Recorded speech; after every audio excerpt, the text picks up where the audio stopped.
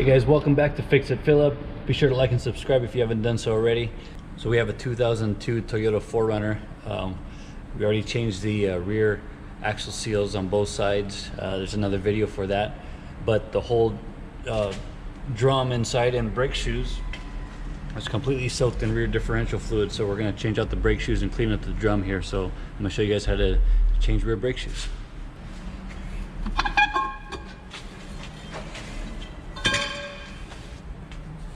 So you can just see all this is rear diff fluid, so that is no good. It's all soaked into the brake shoes, so we're going to replace them.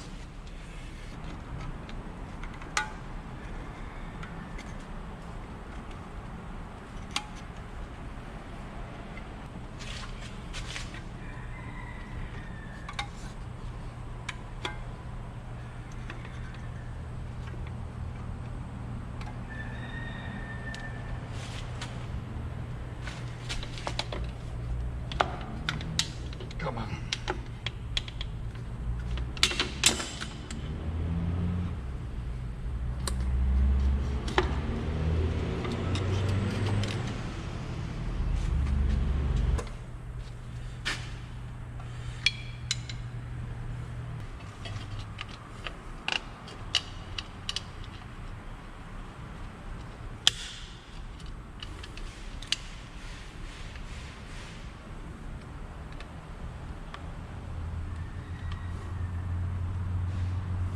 Okay, so you take this horseshoe clip off. We gotta save this as part of the e-brake mechanism. Let's clean this up. Use the new one, make sure they match.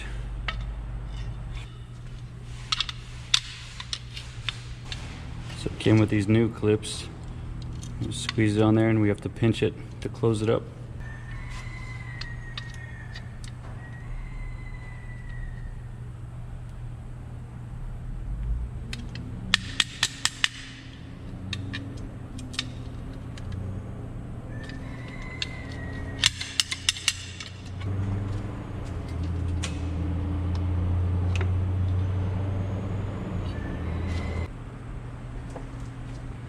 So this shoe has this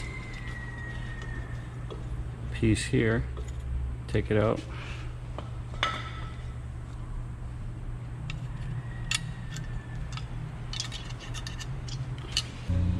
And this spring goes from here to here. Or brake clean all this oil off.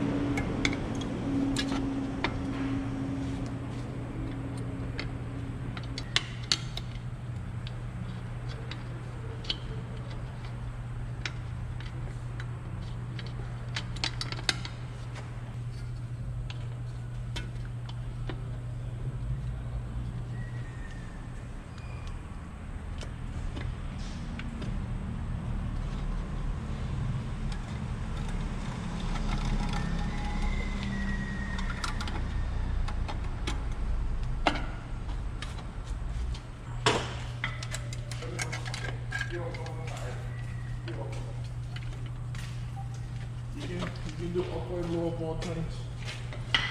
And tie rods on 97, Toyota, 5 hours. Yeah. When? So ready for coming back. I had to cut him a little bit, but he goes, you're not gonna win any, you're not gonna get any job.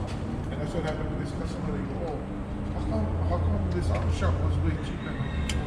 But they come into me because they know me. So I'm just learning all of this.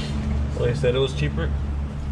They gave me the estimate before we stopped it. And I tried to figure out why it's not coming out. Right.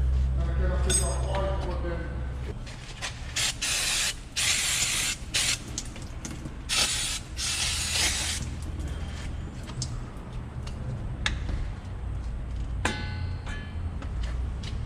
Okay, passenger side's done. We just gotta clean up the drum.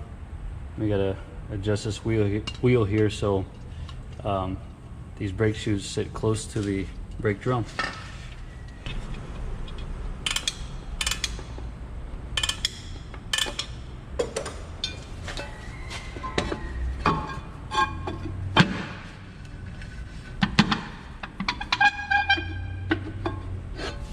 Almost.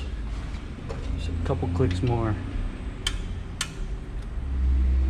You want it to where you can hear the drums barely rubbing. It feels pretty tight.